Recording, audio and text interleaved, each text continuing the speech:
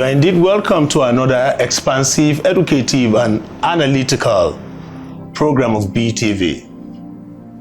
With me is a man of influence and affluence, a business mogul and a philanthropist who is going to introduce himself by his very selves. Nice having you on board, sir. Good afternoon, and it's my pleasure to meet you once again. May I meet you? Can you give an introductory section of yourself? Very well. To our viewers out there. My name is Shehu Sani Sado, and I'm an indigene of Kaduna, Igabi local government to be precise. I'm an entrepreneur, as you earlier mentioned, a seasoned politician, and a philanthropist. And I think a vibrant entrepreneur who is willing to change the landscape and the narrative of the lazy youths. Thank you. Concisely, who is Alhaji Shehu Sani Sado?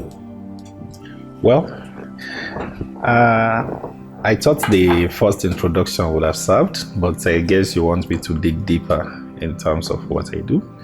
I am a businessman per se, and I'm into maritime business and allied industries, which comprises of oil and gas as well. And a true philanthropist, as you earlier mentioned, because my care and concern is for humanity, and I so much indulge for good governance. In the strive of good governance, I decided to come up with some like minds. We decided to come up with a movement, which is the capacity movement. The capacity movement per se is a movement that strives for credible leadership. Credible leadership in the sense that we want it across board, not just in political offices, but across institutions, civil organizations, that cuts across every aspect of governance. It is on that note we decided to come up with the movement called Capacity Movement. And it's a movement that, as I earlier mentioned, called for credible leadership. And that's it. And that's the course at which we drive this season. If I may inquire further, to which tribe do you belong? Well, sir? Hausa Fulani tribe. Hausa Fulani, a true Hausa Fulani, in the sense that my dad is a Hausa man, and my mom is from the Fulani background, which is common in the northwestern part of Nigeria, where we live. And that's how we came up with the slogan, Hausa Fulani. Neither Hausa nor Fulani, the combination of two in combination. Okay, yeah. Hausa-Fulani. Very well. Yeah. Where are you presently located, sir? Yeah, I'm located here in Kaduna, and I'm a true Nigerian. To be honest, I don't have a precise place of stay because I chase opportunities wherever I find them. At the cost of beauty, if I see opportunities elsewhere in Ebonyi or Calabar, somewhere in Lagos, why not? I'll surely chase them. So I'm a true Nigerian to the core. So I don't think I'm stationed anywhere. As an indefatigable national president of Capacity Movement, you adumbrated about Capacity Movement. Yeah. Can you tell us your vision? Well, you see, we realize that this country in which we live is blessed with enormous resources, be it capital, human, or what have you. Nigeria is a blessed country. Even our population is never a curse. To me, it's a blessing in which we can always capitalize on. And one of the things this country lacks is good governance, credible leadership. And when I talk of credible leadership, people are quick to conclude on political positions. Never. Even in the civil society or civil services, or be it medical aspects, say it's across every sector. But we are starting with the political aspects because we believe once we get it right from the head, the body is bound to flow. So we are looking at political offices where we strive to push for capable hands, that's the competent hands, and that's how we came up with the capacity movement. We have a checklist with the capacity that makes that acronym, in the sense that the C stands for credibility, accountability, projection, ability, creativity, integrity, tenacity, and yielding.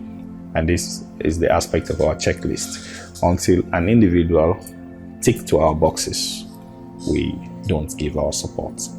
But once we see credible leaders who tilt towards this direction, I think we give our full support to that movement. And the movement is vetted here in Kaduna, and we find worthy in supporting the governor as our first candidate due to his competence. Because the primary responsibility of every citizen or every government is to protect the lives and properties of the individuals. And you cannot take it away from the governor of Kaduna State. Because in the past or in previous dispensation, we saw how we struggle and battle with insecurity in Kaduna State. It still goes on in our neighboring states, be it Zamfara, Katsina, and Niger State. In His mercy, God has protected Kaduna to a large extent. Only some miscreants that decide to, which is normal to be honest. It is on the basis of security we decided to endorse and give our full support to the governor of Kaduna State, Madam Senator Uba Sani. Sometimes we pipe low, not to overhype him because of saboteurs. Sometimes the credit we give to the governor in terms of security creates jealousy from the opposition, and we suspect some of these miscreants are fueled and supported by the opposition just to discredit the government. God be the glory, the governor has been giving it his best, and on that basis we decided to throw in our support in full energy, in order to make sure that he returns successfully for the second term. And Kaduna Central is a very strategic position to hold in the senatorial aspect. Of recent time, you find it difficult to credit the current representative of the people. And in that aspect, we decided to throw in our weight behind Ambassador Yerima Shettima, who has been doing enormous well. And thank God he has answered to our call. He has listened to our prayers, and he's ready to throw in the weight and give it a try for the Kaduna senatorial seats.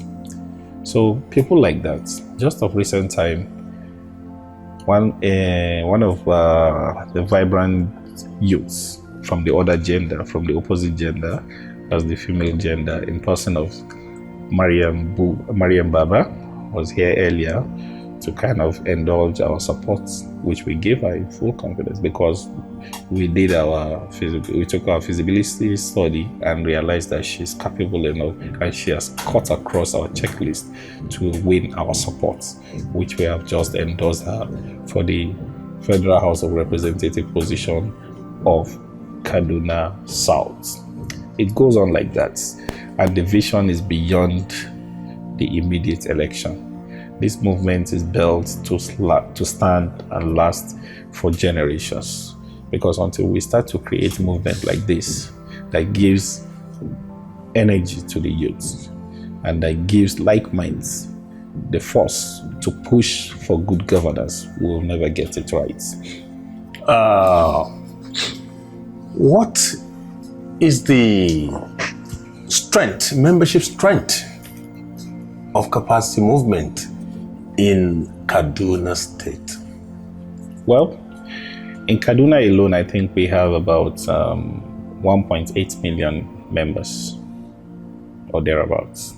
Is capacity movement limited to Kaduna State? Never. It's never limited to Kaduna State. It's a national movement. It's a national movement because I told you it doesn't even the scope of the movement is beyond the states.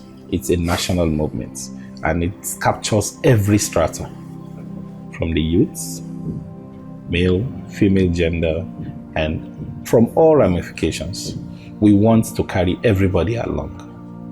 And we are just starting from Kaduna, and it's a gradual process. Government was not erected in a day, so it takes time to get there. But for now, with the inspiration we're getting from the Kaduna citizens, I believe the movement is bound to expand beyond shores. We have already started with the northwestern zone.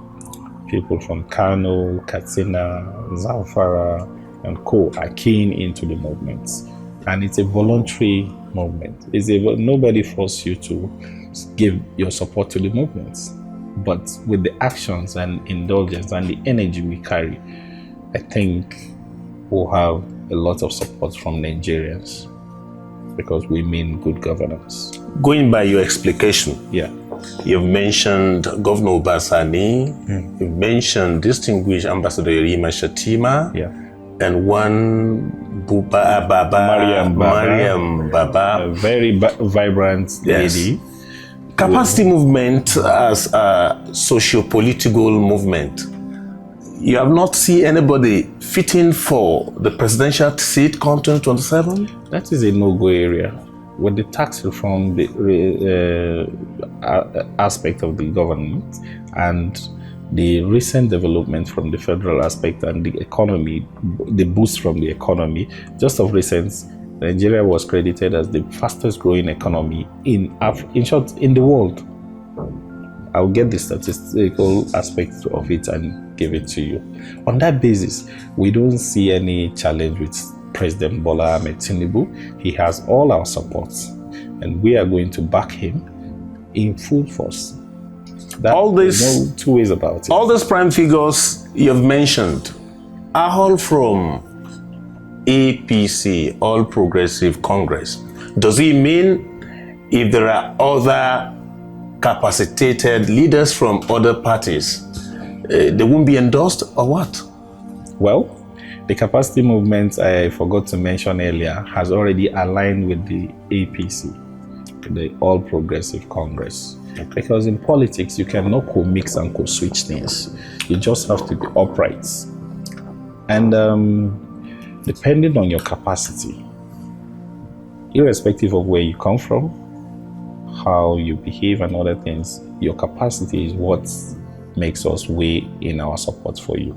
But so far so good. The primary basis of being a capacitated candidate is to be a member of the All Progressive Congress Party. We are not saying there are no other capable hands in the opposition or so, but we have already aligned with the winning party, which is the APC. Not just because of their winning, I've just mentioned figures and reasons of why we give them our support. For each candidate we support, we give you the basis at which we support him. We have all their dossiers. We make our own research before we don't give blind support to individuals. So I think we have already aligned with the APC, and one of the categories of joining the capacity movement is to be a member of the All Progressive Congress. Consequently, what's so unique about Distinguished Ambassador Yerima Shettima?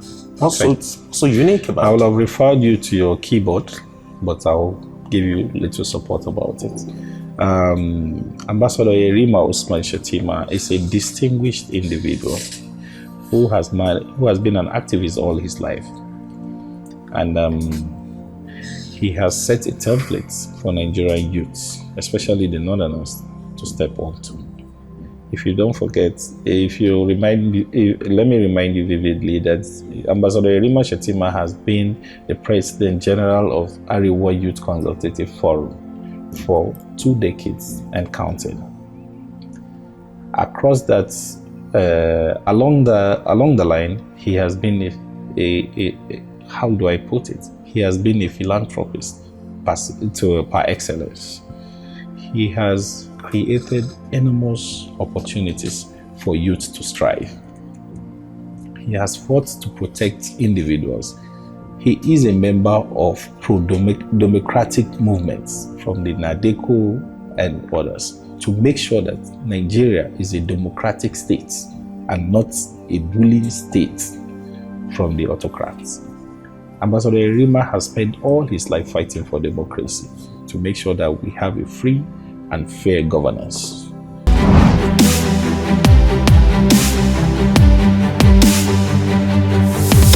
Having you back after the interlude, sir.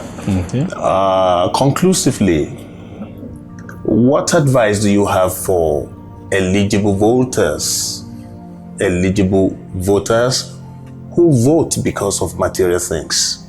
Well, this is the right time to advise them to shy away from propagandas and focus on the right individuals to govern.